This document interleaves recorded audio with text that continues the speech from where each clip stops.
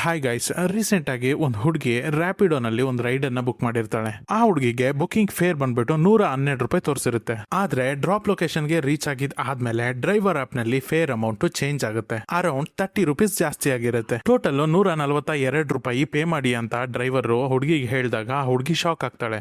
ಯಾಕೆ ಅಂತ ಕ್ವಶನ್ ಅನ್ನು ಕೂಡ ಕೇಳ್ತಾಳೆ. ಫೇರ್ ಅಮೌಂಟ್ ₹142 ತೋರಿಸ್ತಾ ಇದೆ ಅಂತ ಹೇಳಿ ಆ ಹುಡುಗಿಗೆ ಮೊಬೈಲ್ ಅನ್ನ ತೋರಿಸ್ತಾನೆ. ಆದ್ರೆ ಈ ಹುಡುಗಿ ಅದಕ್ಕೆ ಒಪ್ಪಲ್ಲ.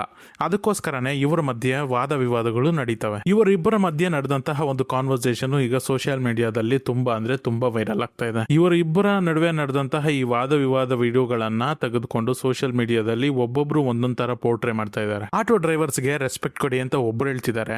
ಏನ್ ₹30 ಜಾಸ್ತಿ ಕೊಟ್ಬಿಟ್ರೆ ನೀವ್ ಎಲ್ಲೋಗ್ಬಿಡ್ತೀರಾ, ಎಲ್ಲೆಲ್ಲೋ ಎಷ್ಟೆಷ್ಟೋ ಖರ್ಚು ಮಾಡ್ತೀರಾ, ಒಬ್ಬರಿಗೆ ₹30 ಸಹಾಯ ಮಾಡ್ತೀರಿ, ಏನು ಆಗಲ್ಲ, ಕೊಟ್ಬಿಡ್ಬೇಕಿತ್ತು ಅಂತ ಒಬ್ರು ಹೇಳ್ತಾರೆ. ಅಷ್ಟಕ್ಕೂ ಇಷ್ಟೆಲ್ಲ ಕಾರಣ ಆ ಕಂಪನಿ. ಒಂದ್ಸರಿ ಬುಕಿಂಗ್ ಕನ್ಫರ್ಮ್ ಆದ್ಮೇಲೆ ಯಾವುದೇ ಕಾರಣಕ್ಕೂ ಫೇರ್ ಅಮೌಂಟ್ ಚೇಂಜ್ ಆಗೋ ಹಾಗಿಲ್ಲ. ಹಾಗೇನಾದ್ರೂ ಕೆಲವೊಂದು ವ್ಯಾಲಿಡ್ ರೀಸನ್ಸ್ ಇಂದ ಚೇಂಜ್ ಆಗ್ಬೇಕು ಅಂತ ಅಂದ್ರೆ ಕಸ್ಟಮರ್ಗೆ ನೋಟಿಫಿಕೇಶನ್ ಅನ್ನ ಕಳಿಸಲೇಬೇಕು ಕಂಪನಿ ಕಡೆಯಿಂದ. ನಿಮ್ಮ ರೈಡ್ ಲೊಕೇಶನ್ ಅಲ್ಲಿ ಇಂತಹ ಕೆಲವು ಪ್ರಾಬ್ಲಮ್ಸ್ ಇಂದ ಫೇರ್ ಅಮೌಂಟ್ ಚೇಂಜ್ ಆಗ್ತಾ ಇದೆ ಅಂತ ಆಪ್ ಅಲ್ಲಿ ರಿಫ್ಲೆಕ್ಟ್ ಆಗಬೇಕು. ಆರ್ ಎಲ್ಸ್ ಹಾಗಾಗ್ಲಿಲ್ಲ ಅಂತಂದ್ರೆ ಕಸ್ಟಮರ್ ಕೇರ್ ಕಡೆಯಿಂದ ಕಾಲ್ ಆದ್ರೂ ಮಾಡಿ ಕಸ್ಟಮರ್ಗೆ ವಿಷಯನ ತಿಳಿಸಬೇಕು. ಆ ಕಂಪನಿಯ ಸಿಸ್ಟಮ್ ಅಲ್ಲಿ ಇರೋ ಒಂದು ಪ್ರಾಬ್ಲಮ್ ಇಂದ ಇವರಿಬ್ಬರ ವಾದ ವಿವಾದ ಇವತ್ತು ಸೋಷಿಯಲ್ ಮೀಡಿಯಾದಲ್ಲಿ ವೈರಲ್ ಆಗೋ ಹಾಗಾಗಿದೆ. ಅಷ್ಟಕ್ಕೂ ಇವರಿಬ್ಬರಿಗೂ ಇನ್ನೊಂದು ಆಪ್ಷನ್ ಇತ್ತು. ಕಸ್ಟಮರ್ ಕೇರ್ಗೆ ಕಾಲ್ ಮಾಡಿ ವಿಷಯ ತಿಳಿಸಿದ್ರೆ ಇವರಿಷ್ಟು ವಾದ ಮಾಡಿಕೊಂಡು ಇಷ್ಟು ವೈರಲ್ ಆಗಬೇಕಾಗಿರೋ ಅವಶ್ಯಕತೆನೇ ಇರ್ತಿರ್ಲಿಲ್ಲ. ಇವರಿಬ್ಬರಲ್ಲಿ ಒಬ್ರು ಕೂಡ ಕಸ್ಟಮರ್ ಕೇರ್ ನ ಸಪೋರ್ಟೇ ತಗೊಂಡಿಲ್ಲ. ಆ ವಿಡಿಯೋದಲ್ಲಿ ಆ ಹುಡುಗ ಕೂಡ ಒಂದ್ ಸ್ವಲ್ಪ ದುರುಸಾಗೆ ಮಾತಾಡಿದಾನೆ.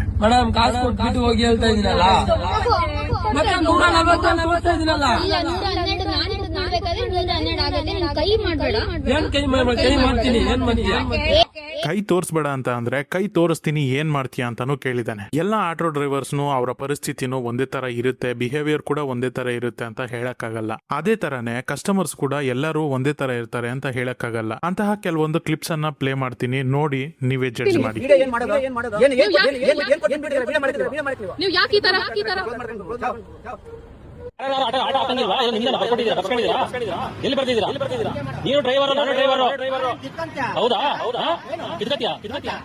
ಇವಾಗ ಒಂದು ಇನ್ಸಿಡೆಂಟ್ ಆಯ್ತು. ಆಟೋನ ಬುಕ್ ಮಾಡೋರೆ ನನ್ನ ಆಟೋನ ನಾನು 1 ಕಿಲೋಮೀಟರ್ ಬಂದಿದ್ದೆ, ಅವನು 1 ಕಿಲೋಮೀಟರ್ ಬಂದಿದ್ದ. ಜಸ್ಟ್ ಒಂದು ರಿಕ್ವೆಸ್ಟ್, ಪ್ಯಾಸೆಂಜರ್ ಜೊತೆ ಮಾತಾಡಿದಾಗ ಪ್ಯಾಸೆಂಜರ್ ನಾನು ₹30 ಕೊಟ್ಬಿಟ್ಟು ಅವನ ಆಟೋದಲ್ಲಿ ಹೋದ.